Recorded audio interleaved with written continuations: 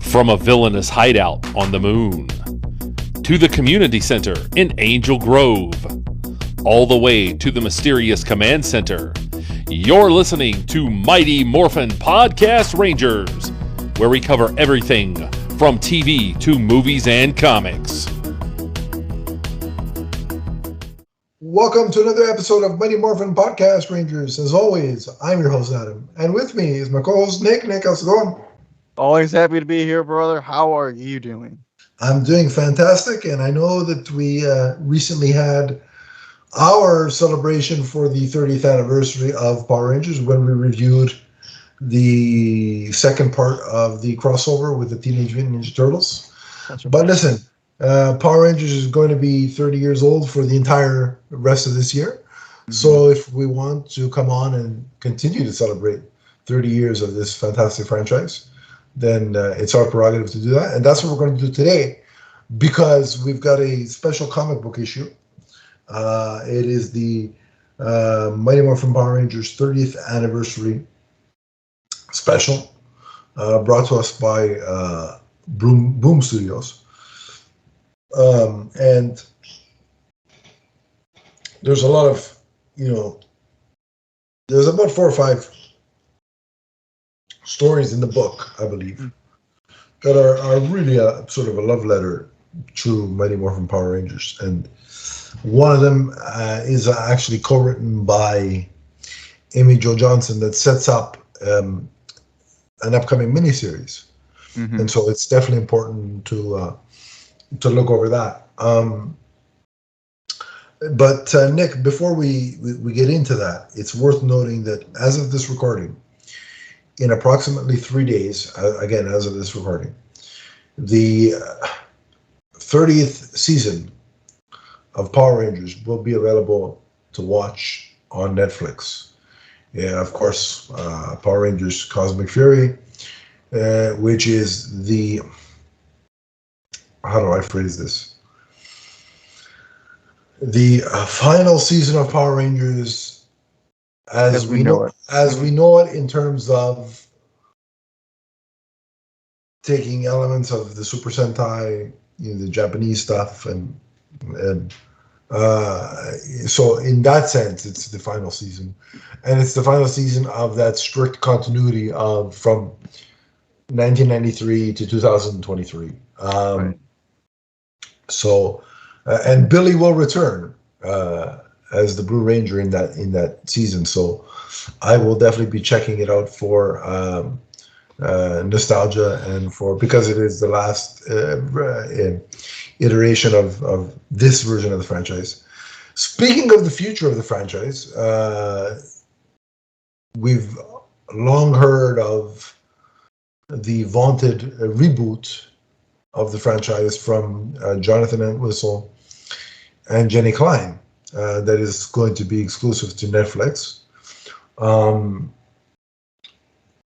Up until recently, it's been rather quiet because there was a writer's strike, mm-hmm. and there currently still is an actor's strike. So there's not going to be. I mean, when the two main cogs of Hollywood are not actively working, you're not really going to hear much about certain productions that are getting started or mm-hmm.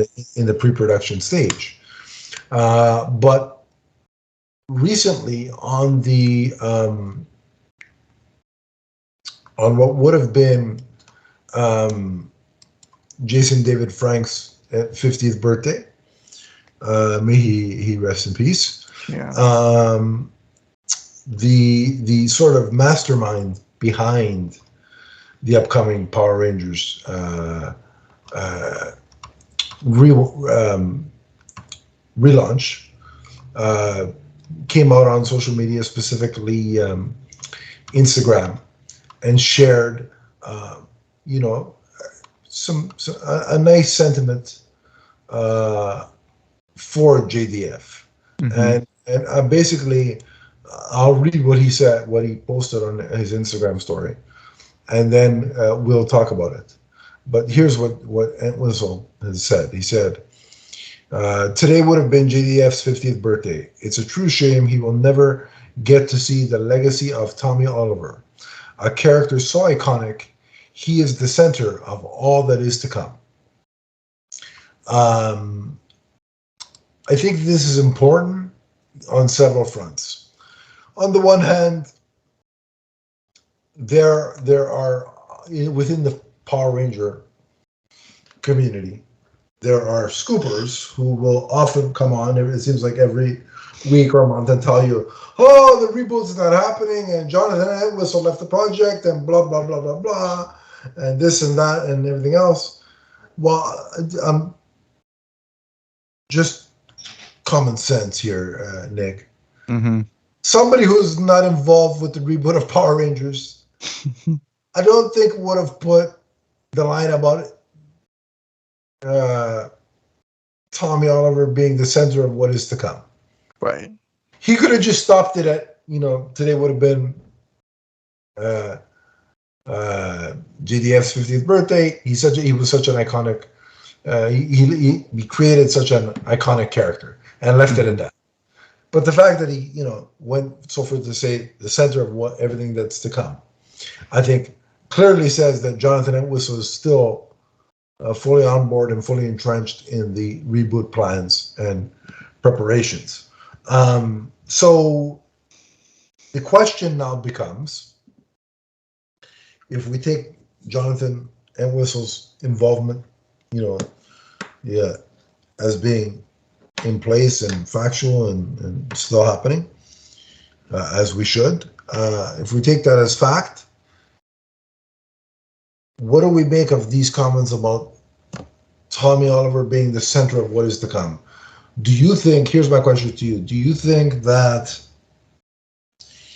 he means that in a sense of Tommy Oliver as a character,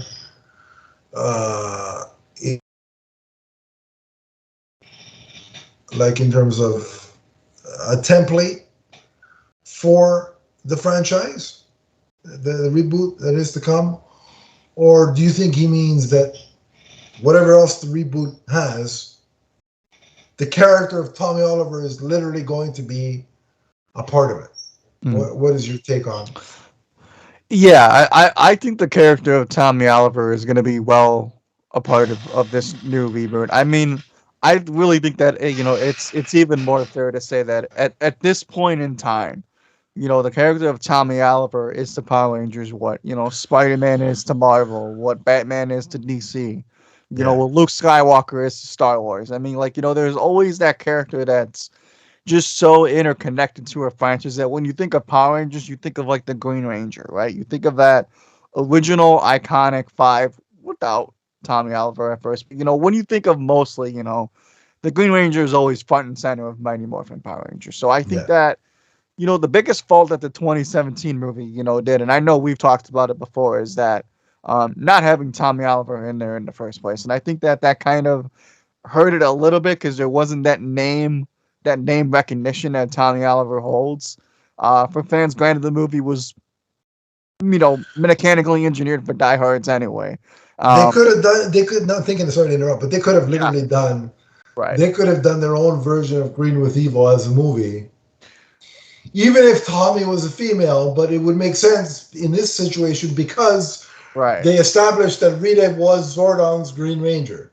Mm-hmm. Yeah, so it would have made total sense to have Rita mentoring another Green Ranger. Also, they could have cast another one if it was a female Green Ranger that I could have clicked the pen for. It was a missed opportunity on all fronts. Imagine, listen, and I know she's going to be hot girl in the DC universe now, but imagine Isabella Merced as the Green Ranger in that 2017 movie opposite Becky G.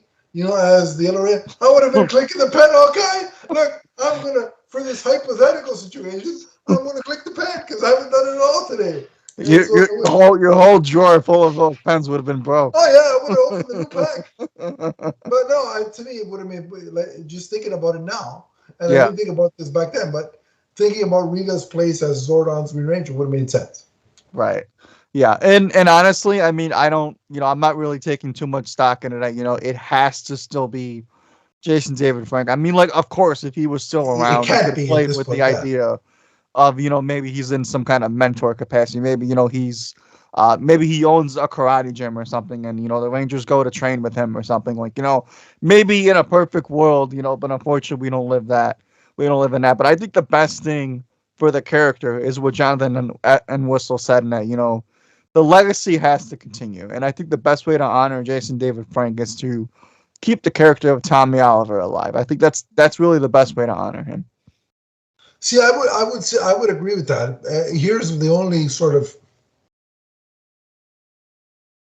only thing I'm trying to wrap my head around. And has just been played by one actor, Yeah, yeah. No, I'm all for. Listen, the part Mhm. has to, if Tommy Oliver ever Right. does show up again, we either have two options. We can either get a CGI, interpretation of of Jason David Frank, and we saw how people reacted over the hyperbolically. I'm just gonna say the reaction was ridiculous, but we saw how people reacted about what happened in the Flash. Yeah. Do we really want to have to listen to that nonsense on Twitter again? No. Preferably, I'd rather not. Right. So whether we like it or not, it's going to have to be a recast if Tommy Oliver is involved. More for me, the issue that I have is all we've heard, and albeit from Scoopers, so we don't know officially, but all we've heard from Scoopers is that the core Rangers will not be Jason, Zach, Kimberly, Trini, Billy. Mm. So would the other five be totally new people, and just they bring in a character that is Tommy Oliver? Like, would you be able to would you be okay with that? Like, if the other five were not named, the same names as the original five, right? Tommy Oliver was brought in. Would you be okay with that? That's a little bit of a slippery slope, right? Because it's not like you could just start off with Vaki, Adam, and Aisha, right? It was very clear and adamant that if you're gonna do a reboot, it's got to be the OGs. That being Jason, Zach, Trini, Billy. It would actually be kind of weird to me if the only familiar character is Tommy Oliver and the other ones are new. Now, granted, you can make it like Dino Thunder, where he's Tommy Oliver and the rest of them are newer characters that we haven't seen before. I guess it could still work, but I'm thinking for familiar purposes, to establish familiarity, you would want to find a way to just make them all the OGs. But because I get the sentiment though. Remember a few months back when Entwistle said it's going to be a whole new team with a few familiar faces. Yeah, and he posted that picture with the core five, and then you saw Zordon and Alpha, like their back, like you saw the core five's backs, like they had their backs to the camera, and all we saw was Zordon and Alpha.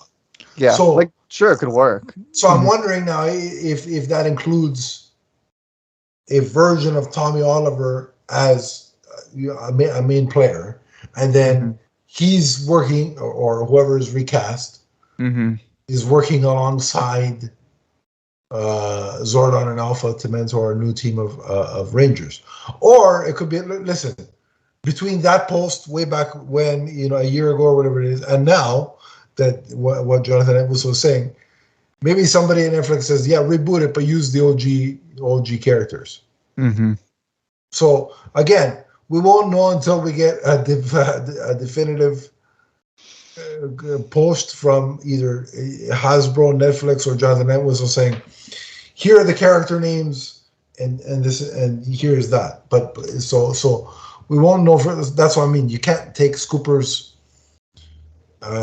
words as a guarantee because things are always evolving, right? So, but it's going to be interesting to see. But what is clear is that Jonathan Entwistle has a love for the original iteration of Mighty Morphin Power Rangers, and he has a lot of love and respect for JDF and his work within the franchise. So whatever happens, whether it's 5 new Rangers plus a Tommy Oliver, or if it's the OGs recast and rebooted plus Tommy Oliver, or if it's the ideal and spirit of what JDF brought to the franchise being brought to this new reboot, I'm on board, and I'll be open to it, because it seems like Entwistle has the passion and love of this franchise that I think will make it a success. So that's why I'm open to anything at this point. But we'll have to, for the more specifics of it all, we'll have to wait and see. But now that the writer's strike is on the verge of being over, more scripts can be written, and then maybe we'll find out some more information. And we will, of course, bring that to you on more episodes when we have that information to share. Or if Jonathan Entwistle wants to drop some of that stuff in my inbox and give me an exclusive, by all means, I'll take it. Or if he just wants to tell me, I won't share the information. I promise. Yeah. It's not like I'll send it over Skype to Nick and we can talk about it. I won't do that. Be like, oh, I knew about this 6 months ago, Nick. No. But yeah, so we'll have to wait and see, but we'll bring you more info when we have it. But that's pretty much it for the news portion. So we'll take a quick break, and then on the other side, we'll review the stories that can be found within the 30th anniversary special for Mighty Morphin Power Rangers. We'll be right back. Stay tuned. What's up, everyone? It's the Emerald Enthusiast. For all of your multiverse viewing and listening needs, check out our shows, which include Teenage Mutant Ninja Turtles, Ghostbusters, Power Rangers, the Marvel Universe, and the DC Universe, including the Emerald Echo podcast. You can check us out on Podbean, and remember to subscribe right here on YouTube. That's the Multiverse Musings Podcast Network. From the first podcast to the last. And we're back. And as promised, we are going to delve into what, in my opinion, is the most underrated area of Power Rangers media, and that is the comic books, specifically under the publishing of Boom Studios, who since 2016 have been publishing phenomenal comics within the world of Power Rangers. And Zeddy and I are going to do a deep dive on this show in the future episodes from the start of the books. But for the purposes of this show, we had to sit down and review the 30th anniversary special and all the stories within. So let's get going right off the bat. The first story, Nick, is a sort of a tribute to Ernie and the Juice Bar, and it's written by Ryan Parrott, who was a longtime writer on the main series, and in this issue, we see Ernie and the Juice Bar swamped with customers, and problem is everything that could possibly go wrong is going wrong. He's out of stock of things. The bathrooms are being clogged. He doesn't have enough employees, and so at the end of the day, he's kind of feeling real tired and dejected. He's leaving the Juice Bar, and then as he's locking up, gets attacked by a frog, total like one of Rita's monsters. Naturally, he's saved by the Power Rangers, and this iteration of the team is the Core 5 plus Tommy is a Green Ranger. They rescue him. They apologize for the damage that the monster caused, and said they'd happily, hold another public appearance to raise money for him to, to repair the damage, which is a callback to something they did on the show way back when. Mm-hmm. So that was a nice touch. Ernie kind of says, "Yeah, don't worry about it. In about a week or two, it'll be somebody else's problem." And he basically tells him that he's sort of lost his passion for the juice bar and is going to sell it. And at that point, specifically spearheaded by Kimberly, Kimberly and the other Rangers kind of sort of tell him how valuable the juice bar is and how important it is, and how, in fact, that they are patrons of the juice bar, and he's actually helped them, unbeknownst to him, become better people and a better team of heroes. And so that leads Ernie to change his decision and keep the juice bar in Angel Grove alive and strong. And so I really like this issue or this story, Nick, because it you don't think about it when you were watching the series, but in terms of that initial Mighty Morphin run, those first 4 seasons, 9, pretty much almost every episode, save for maybe a couple, Ernie was always there. Mm-hmm. And that was a central hub for where the team would, talk and sort of just hang out. And often, you'd see at the end of an episode, Ernie, it wouldn't happen every single episode, but there were quite a few episodes where Ernie would impart, sort of like a life lesson to the team, to the kids. And so I thought this was a nice tribute to the importance of the character of Ernie. What did you think? Yeah, no, you're probably going to hear this word a lot, throughout the episode, but I thought it was wonderful.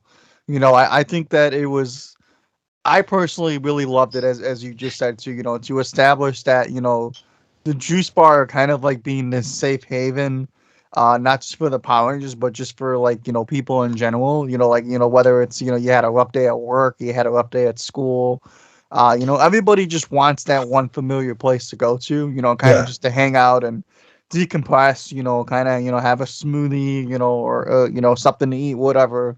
I'd say that it's important to establish that, even the Power Rangers loved that place because it brought them together and it brings people together. And I like the relationship with Ernie too, because, you could even make the case too that Ernie's kind of like, like the Commissioner Gordon is to Batman in a sense that, he doesn't really care who the Power Rangers are. Maybe he has an idea of who they might be, and he kind of says that in the issue, but he never really cares. He just cares that they're good people that just want to do good things. Yeah. So I think that's really what it boils down to, and I love that. Like Power Rangers tends to do really, really well as they implement these real life lessons and scenarios of maybe the juice bar was going broke, and like every human being that has to do what they have to do to survive. Ernie maybe had to do a impossible choice in the moment, and sometimes look, I love Blockbuster as a kid. Was I sad that Blockbuster went away? Yeah, of course. It was like a safe haven for me to go to every Friday when I left school. But you know what? That's unfortunately real life.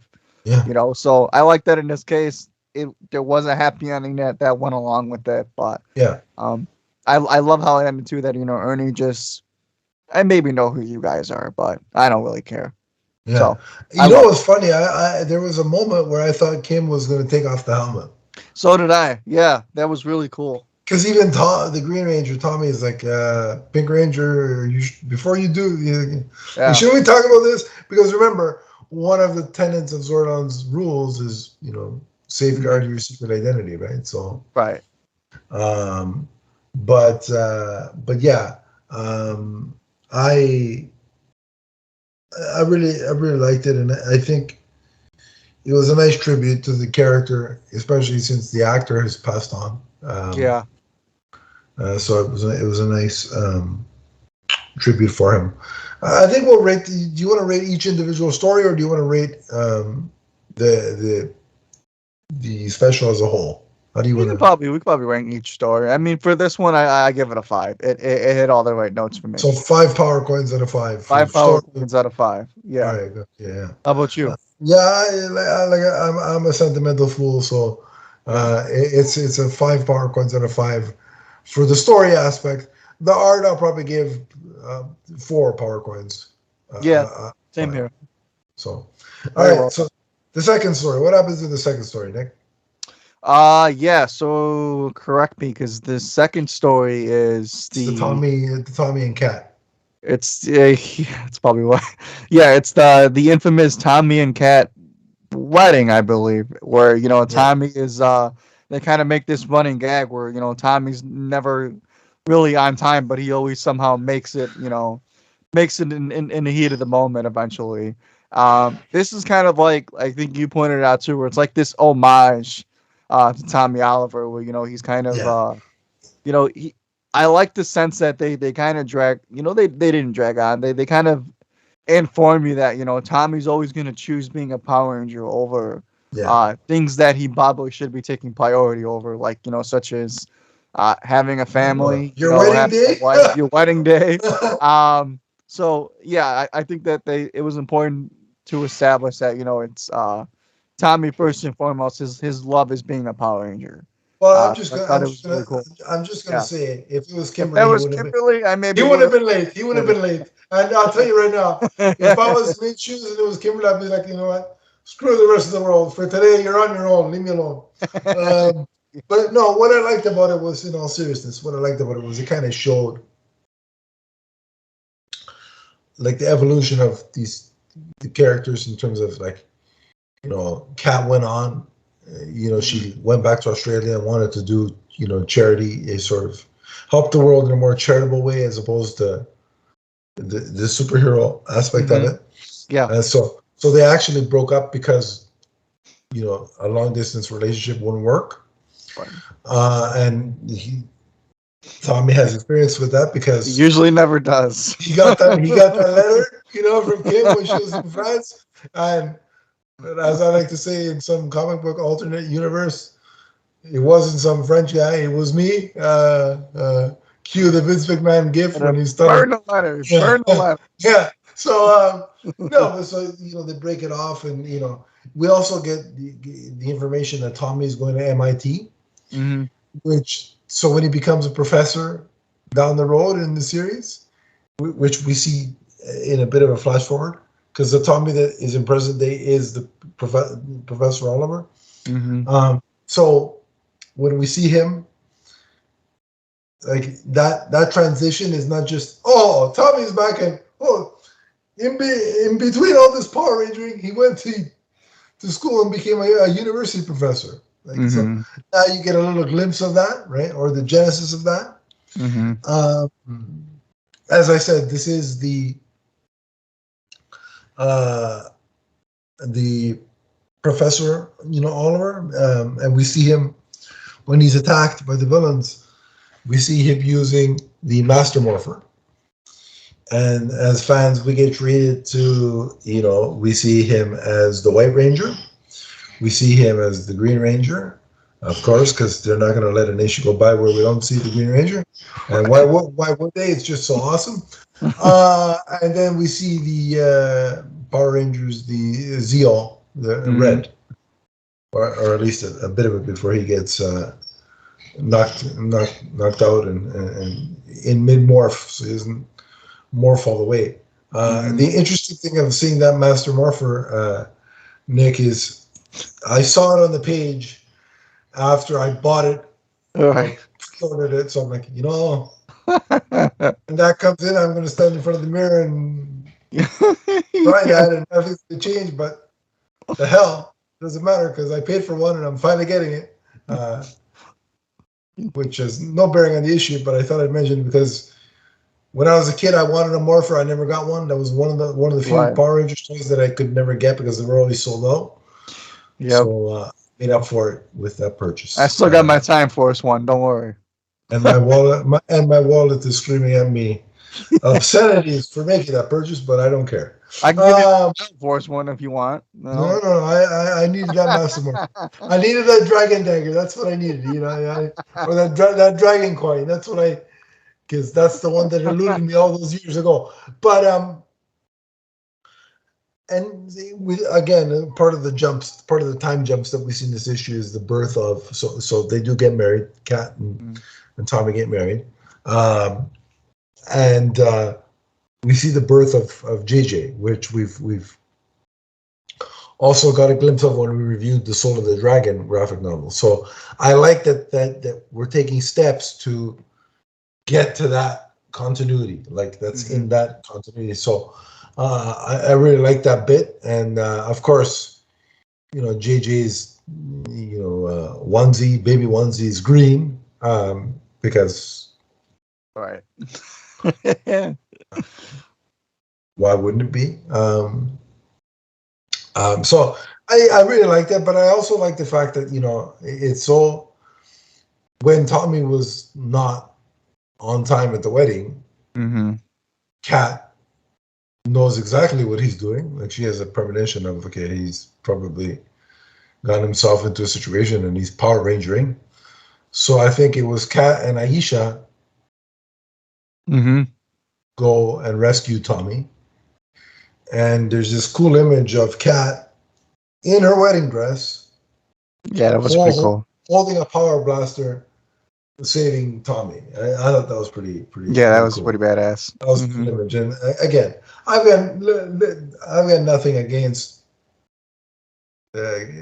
Kat as a character, and also, back in the day, Catherine Sutherland was most certainly on the list.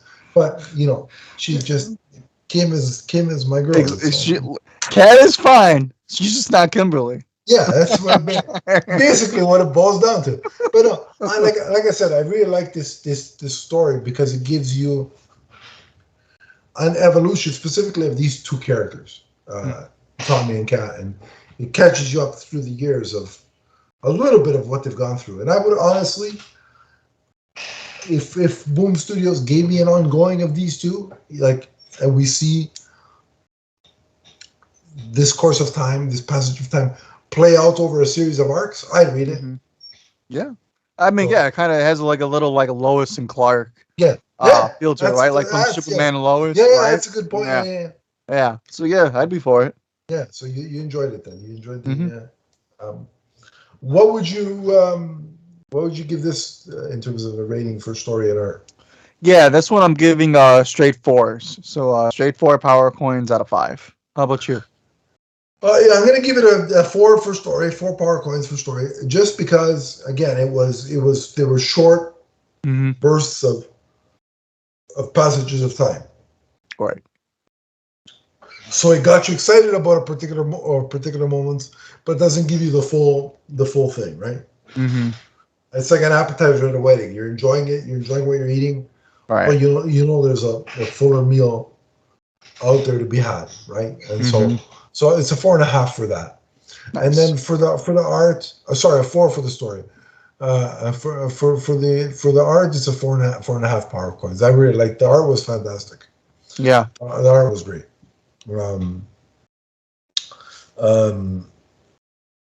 Let's go now to the Alpha 5. I was gonna say story. I want to save the Amy Jo Johnson story for last. I'm gonna go a little bit out of order there, but sure. Just because it's more important for what's to come. But the Alpha 5 story, it's cool because you get to see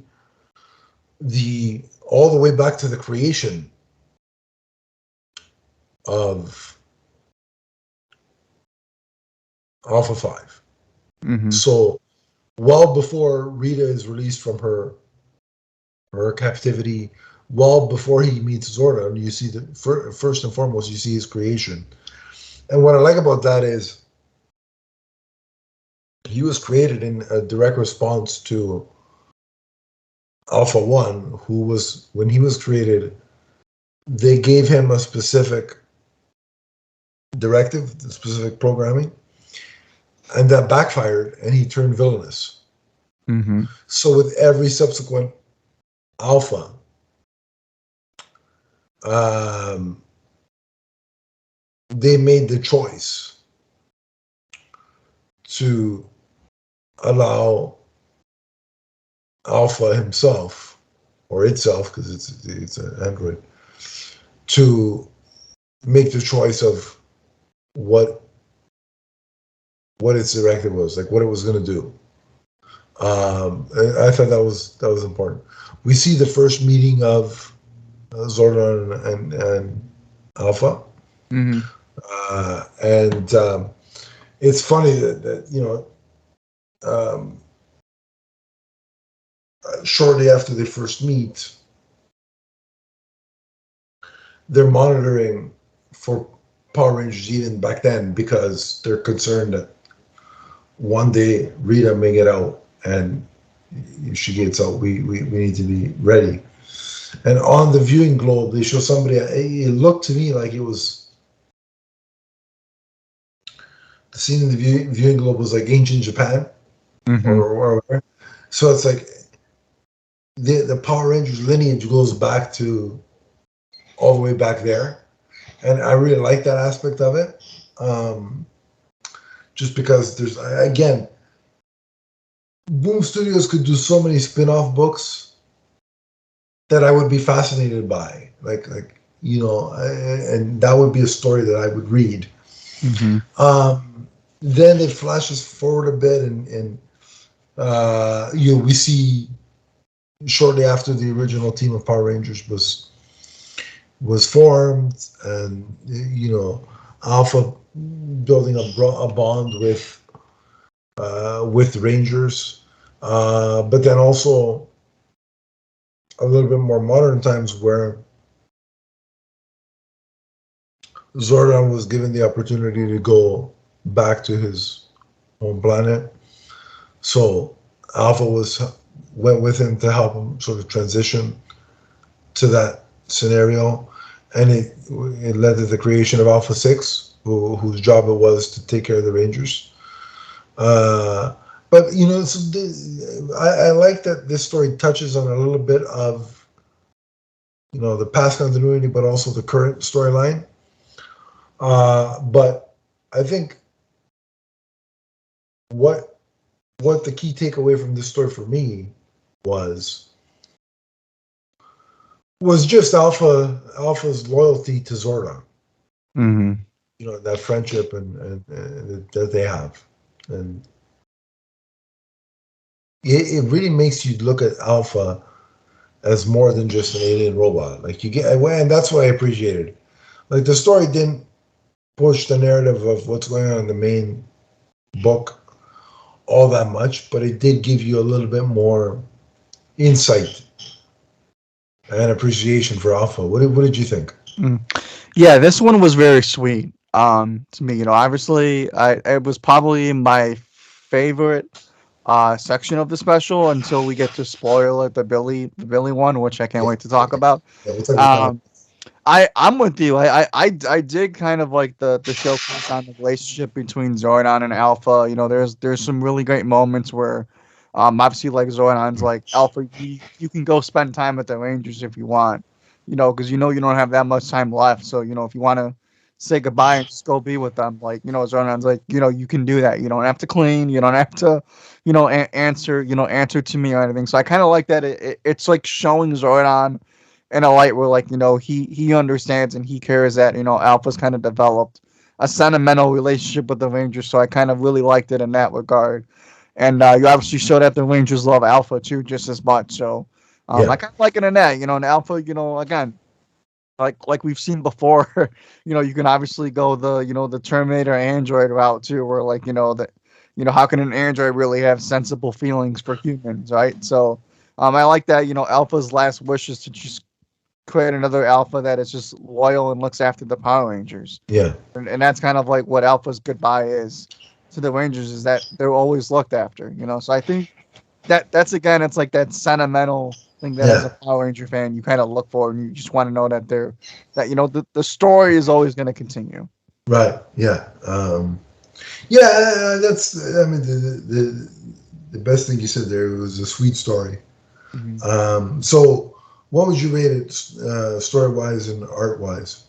Yeah, this one to me is fives. Okay. But fives across the board. I think this one's like, it really kind of gave me that underrated aspect of the series, which is Zordon and Alpha. So This one gets fours across the board for me. okay, For yeah, sure. I really enjoyed it.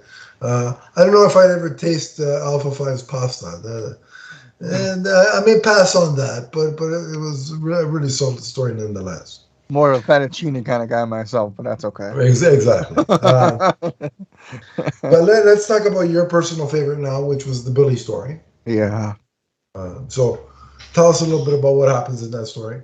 Yeah, so this one's kind of like a flash forward where, the Rangers have all kind of, went on their own separate ways. It's kind of like in the future a little bit, per se, where, Billy is now in kind of grad school. Yeah. And he kind of gets his phone call, this mysterious phone call from in the future of a Ranger Academy being developed. And essentially because Billy is so highly regarded, in the the Morphin grid, and in his lineage as a Power Ranger. He gets tasked with maybe just kind of meeting and talking to a fellow Power Ranger in like a Ranger Academy per se. One that is kind of doesn't quite know who she is just yet as a Ranger. Billy's a little skeptical because like they've kind of established in the show. He was always a bit shy. He wasn't always the best around, with his confidence and things like that. So, Bill's like, all right, I'll give it a shot. I guess you convinced me. And this whole issue is really just one conversation of Billy just bestowing his knowledge and his confidence and kind of his goodwill to a Ranger that's kind of still trying to find her way. And I just thought that the dialogue that Billy kind of says in the issue, I thought was beautiful, and the way that it ends too, where he kind of, calls his dad up, and his dad's like, or he tells his dad the greatest thing just happened to me, and that's kind of like how it ends. I just thought that. So again, I thought it was beautiful, and I thought that it was so fitting that it was Billy, which is the Ranger that they went with. But how about you? Yeah, no. Well, first of all, if you like this as much as you seem to like it, you'll be happy to know that there is an ongoing series coming called Ranger Academy that is going to deal with this very. Yep. Is going to springboard off of this, so maybe that'll be one that we also cover as it comes. But because it's really outside, like while we're catching up on the main book, we can be ahead because it's its own, like it's so far flung into the thing that we can do that and it won't interfere with what we're reading in the other side of things. But first and foremost, I love that the Ranger chosen to sort of springboard all this is Billy, just because. And what I appreciated about this story is that we're seeing a Billy that is in grad school, so he's in maybe his 20s, mid to late 20s. I would say so. Somewhere. But I could also see very much David Yost portraying this iteration of Billy. But like it's not like the last we saw Billy was in Once and Always, and he's an older Billy, but I could see that Billy having gone through this. And so I could definitely, when I was reading it, and I could get the vibe of David Yost in this iteration of the character. Same. And again, I liked how when he was talking to the student, as soon as he mentioned that he was a Blue Ranger and he had the Triceratops, instantly, like, she knew who he was. Like his stature as a Ranger, like he's very highly thought of. And I like that for Billy because it really is the progression of his character arc, where he started as this shy, meek, character who was afraid to do karate in the very first episode because he thought he'd be mocked and that he thought he wasn't very good. to now being, he's this revered Power Ranger, and he's looked at, on the same level. Like it's like being a member of the way the Justice League is looked at by, like Right. it's the way Terry McGinnis looks at Bruce Wayne, right? Sure. Yeah. It's that kind of sort of vibe. So I like that he has that kind of prominence, especially for David Yost and all the stuff that he went through, and how he's come back out the other side of that, and is now, a sort of ambassador for the franchise again. I really like how this is all tying in. Mm-hmm. It's the Billy and David Yost renaissance, if you will. But also, like the wisdom that he was imparting on her about, it's okay to feel scared, it's okay to be nervous, it's okay to not know that if you're doing things right all the time, right? But the important thing is to trust in the people around you, have a core group of friends that you can talk to no matter what. Mm-hmm. All of these sort of words and mentions things he was saying were callbacks to things that longtime viewers will remember from the show. That fear of not knowing if you're good enough or doing the right thing. That was early days Billy, right? When Jason first started teaching him karate. He mentions getting trapped in the void, right? Mm-hmm. We saw that. Remember, we saw that in the series. Yep. So these were all nice sort of touchstones that longtime viewers would remember from the show. The other thing I think that's important is that the student he's talking to actively wants to be a Blue Ranger. Like she's hoping that that's the one that she gets assigned. Mm-hmm. It's cool. That's cool because usually everybody says right. It goes against the trend, right? Mm-hmm. Like, look, I was the Blue Ranger for Halloween one year, but and I'm not ashamed to say this, it was because the red and the green were sold out. Right. Mm-hmm. Like my only options were pink, yellow, and blue. Like black, green, and red were sold out. So, no offense, but I wasn't going to be pink or yellow because the female Rangers and back then. Teach his own, Adam. Teach his own. No, but back then. Of course. When I was 8 or 9, it wasn't. Hey, like now, it's okay to do that now, but back then, yeah. If a guy wants to go as the Pink Ranger, by all means, go for it. Knock yourself out. Yeah. That's all well and good, But right. Back then, it wasn't that way. So I was the Blue Ranger. Now, in hindsight, I've come to appreciate Billy a lot more. As I've grown older, and I respect David Yost immensely. Again, hearing what he went through, and the fact that he's come on and been able to support this franchise again, and be a part of it, I think is great. And again, unbeknownst to me, I didn't click at the time, but his Ranger had the colors of my favorite hockey team, so I got to support that as well. So I had to be on board with that. So, all things being equal, I think this was a great story, and I'm equally as intrigued. So all the Billy stuff was sweet and cool and nice, but now I'm intrigued of two things. Who the hell is the so-called person that contacted Billy? Mm-hmm. What time period are they from? Right. And my question is, do any of these cadets that we're eventually going to follow in the Ranger Academy series,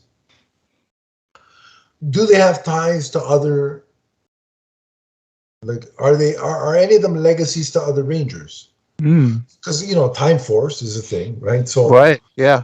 Like, where are we in the timeline? I'm very curious. So it's going to be something to look forward to when reading Ranger Academy. I'm very excited about that. So, yeah. Go ahead, and if there's nothing else you have to say about this story, what would you rate it, story and art-wise? Yeah, no, it's definitely fascinating what you said, because actually at first I thought it was like SPD, You Yeah. know, like from like Once and Always, like maybe they just like tie that in together. But yeah, very curious to see where it goes. For me, as I told you this, you know, I was just tearing up, you know, just seeing a Billy centric, you know, story, you know, and seeing Billy kind of get his moment like that. Yeah. So for me, it hits all the right beats. It's five for story and five for art. How about you? Yeah, I'm going to give the story 5 power coins out of 5, Mhm. and the art of 4.5. I'm usually not a fan of that anime, kind of, Yeah, yeah, but yeah. but given the fact that it is Power Rangers, I think that style works in the context of Power Rangers. Agreed. And this is going to be, from what I understand, the same creative team that worked on this story is going to be working on the Ranger Academy ongoing. So that bodes well for that as well. Uh, really fascinating. And, I mean, just talking about the future of the franchise, in addition to Ann Whistle's reboot, Hmm. Ranger Academy could be an animated series on Netflix. Oh, sure. Yeah. You know, and you can have guest voice actors from classic Rangers. Like Hmm. I mean, that's the beauty of that concept, right? So I hope that that's something that happens. I hope the Ranger Academy book does well, so well, in fact, that Netflix says, you know what, let's do an animated series based on it. I just think Power Rangers in animation is something that, for whatever nonsensical reason, has not been done, and I don't understand why. Right. So somebody get on it. And that brings us to the last issue in the story, in this, this anniversary special, which is Reimagined, and it's co-written by the Hall of Fame multiverse wife Amy Jo Johnson, The goats. and it's co-written by her This Earth version of her boyfriend, whose name escapes me now because I don't have the story in front of me. No, Mr. no, Mr. Irrelevant. no disrespect. I generally don't have the issue in front of me, so I can't remember his name. But Yeah, okay, Adam. all right, don't make me look it up. I'll look it up if I have to. Look his name. I don't want to insult the guy. Look it up, Nick. Look it up. Look the name up. Oh, I don't get it. But wasn't it like Ryan something? Is it? No, Ryan is. Hang on. Let me see if I can find it. Um, okay. Yeah, but no, but anyway, look, this was a cool Yeah. um this was just a cool take on, you know, a what if. Mm. You know, that could have been with Power Rangers, right? Almost like It's a Wonderful Life of like, you know, it's just different aspects of, you know, just like, you know, what if Jason was this way? What if Adam was this way? What if Aisha was this? You know, what if this happened to Tommy? So I kind of like, because it's always an avenue that's worth exploring, you know, like on these what ifs, almost like they're Elseworlds, Yeah, right? Where yeah, it's like, you know, it is like these reimagining of these heroes that you know and love. So I think that it was an interesting concept for sure. Obviously, it was a cool running gag that I appreciated, where, you know, Jason's like, you know, Adam, if you could be anything else in life, you're like, you know, like what would you be? And, you know, Adam's like, I'd love to be like a stunt performer. And like immediately yeah. I was like, that's incredible, because that's actually what his job is in real life. So I thought Yeah. that was amazing. Here's what I liked about this particular story, specifically, is The actor in this. they well, no, yeah, but no, Yeah. they what they do is, there are, first of all, the art in this, the reimagined story, is phenomenal. Hmm. I don't know if that's going to be the artist on the miniseries, but I really hope it is, because I mean, in terms of like the art on all the stories, the one for Amy Jo Johnson's story was my favorite. The art on that was just, it was so good. Yeah, it was very Um, good. the other thing that I don't know if you noticed, but they literally took leading up to before the timeline sort of changes. There were panels that took specific scenes from, like, it looked like they ripped them off the screen and translated them into a comic. Yeah. Like the scene when or the moment when the Core Five first become Rangers, Mm-hmm. and they're looking at the viewing globe and looking at Zordon. That's right out of the Yeah, off the that's like TV out of show. the yeah, Uh, off the the, first the episode. the the other page where um, when Lord Zed, remember when Lord Zed arrives Mm-hmm. and he first confronts Rita and she gives him the potion to make him fall in love with her. Yeah. That's right out of the that That's scene is right out of right the out of yeah, episode. Yeah. right out of the episode. The first kiss between Tommy and Kim in the park is right out of the episode. Right out of the episode. Yeah. When the way it was shot, remember when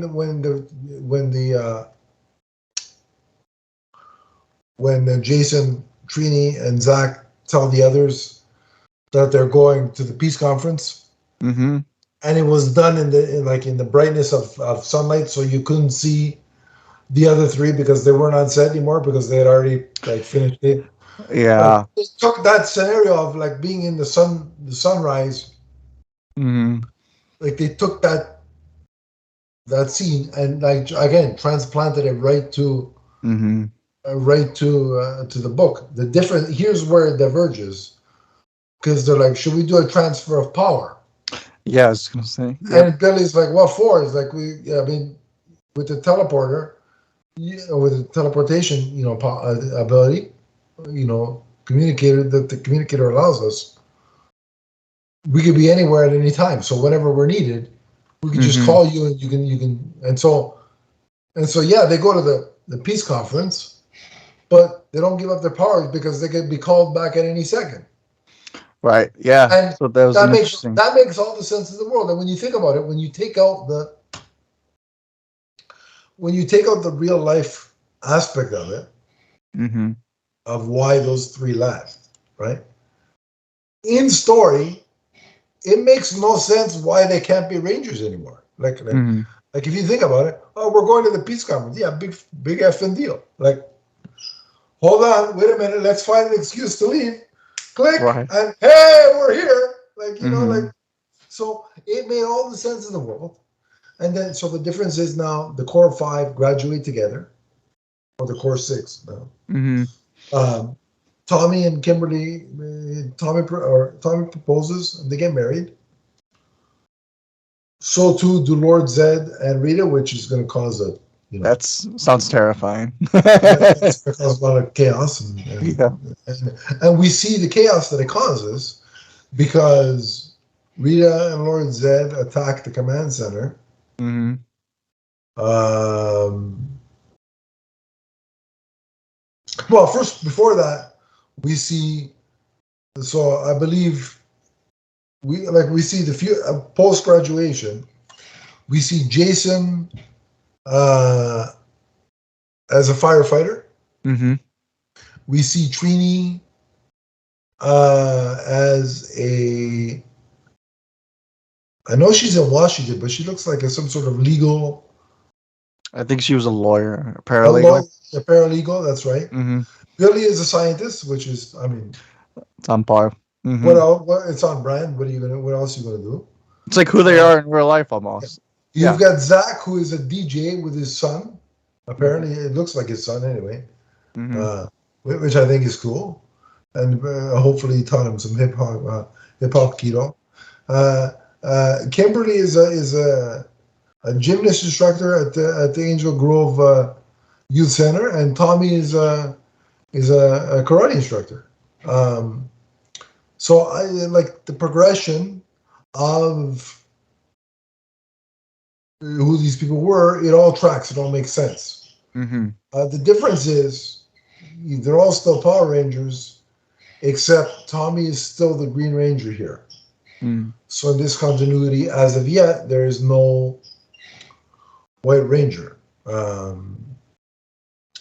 So anyway, the big shock is the command center is attacked, and I can't I can't say for 100% certainty, but it looks like Zordon and Alpha are dead.